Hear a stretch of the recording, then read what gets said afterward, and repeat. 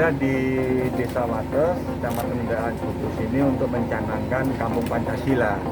Ya, di mana ini juga sesuai dengan arahan dari Bapak pimpinan kami, Bapak Kasat, Bapak Jenderal TNI Dudung Abdurrahman, bahwasanya untuk mengurangi daripada reaksi-reaksi atau pengaruh dari radikalisme dan intoleran di masyarakat harus kita giatkan untuk pencanangan Kampung Pancasila, supaya ya selama ini kita sudah agak tereduksi ya untuk pengalaman Pancasila, supaya bisa dinaikkan lagi ya kegiatannya mereka mengamalkan Pancasila. Baik itu ada nilai ketuhanan, keimanan, ada nilai kemanusiaan, ada nilai persatuan, nilai musyawaratan, dan kemudian bisa diaplikasikan dalam kehidupan sehari-hari. Sehingga dari Kodam 4 Diponegoro, khususnya di wilayah Jawa Tengah ini, juga Bapak Pangdam memerintahkan kepada kami semuanya, jajaran Kodim untuk mencanangkan Kampung Pancasila.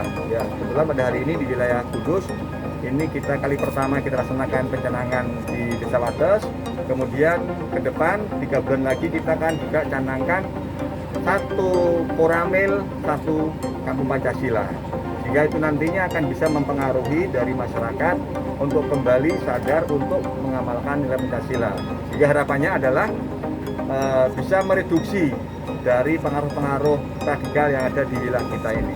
Terus terang di wilayah Jawa Tengah ini juga termasuk provinsi yang tinggi dalam arti untuk masalah radikalisme dan intoleran, hingga itu juga merupakan pokok perhatian dari pimpinan untuk kita di wilayah Jawa Tengah khususnya. Kalau di Jawa Tengah sendiri Pak Danrem, apakah Kudus termasuk yang rawan terhadap gerakan-gerakan radikal? Saya rasa semua wilayah ini juga ada kemungkinan. Ya, kita juga harus berpikir dan bertindak dengan nyata dengan kita mencanangkan Kampung Pancasila ini ya. Karena mungkin kita lihat juga saat ini juga masalah-masalah teknologi juga sangat kuat pengaruhnya, utamanya kepada anak muda kita ini ya. Dia bisa belajar lewat YouTube, dia belajar lewat media lain untuk dia bisa berbuat yang menyimpang ya dari nilai Pancasilaan gitu. Pak Danrem, selain pencanangan Desa Pancasila atau Kampung Pancasila ini, pelibatan aktif anggota TNI AD terhadap menghadapi residu-residu dari gerakan radikalisme ini bagaimana Pak?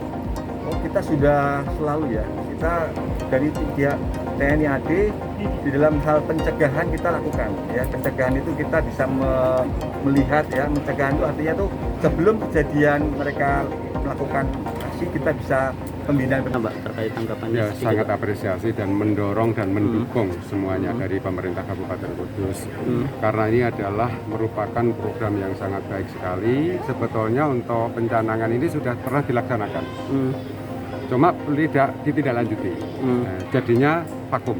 Nah, maka dari ini saya pesan sama Pak Camat, karena ini targetnya dari Pak Danrem tadi, per kecamatan harus minimal ada 1. Tentunya jangan hanya bentuk seremonial ini saja, tapi segera ditindaklanjuti.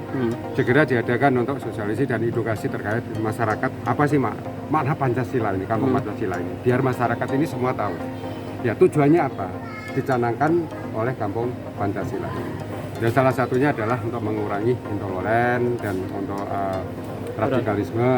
Ini salah satu bentuk itu, supaya masyarakat ini rukun, walaupun ada multi budaya, multi keyakinan dan lain-lain, ini bisa bersatu. Jadi hal seperti ini bagaimana sesuai dengan filosofi Kanjeng Sunan Kudus, ya bagaimana kita mengedepankan untuk toleransi. Soal Kudus yang masuk 12 besar itu Pak, radikalisme. Terkait Soal Kudus yang masuk 12 besar daerah radikalisme tinggi Pak.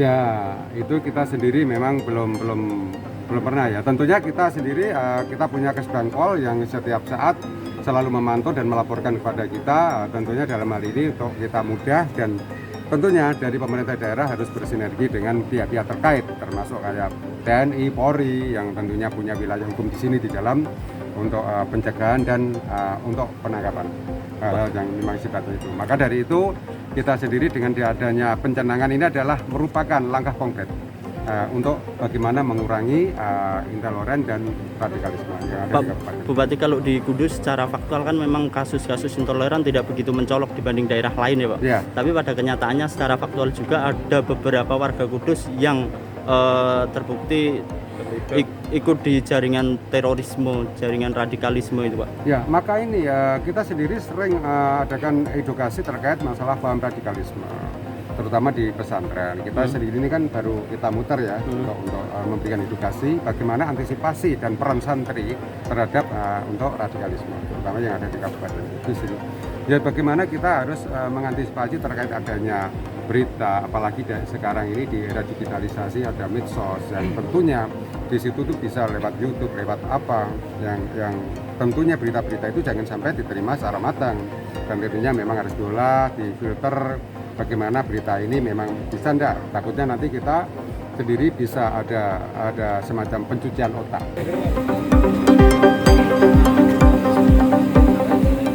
Ojo lali lo di follow, like, ambil subscribe sosial media Tribun Muria.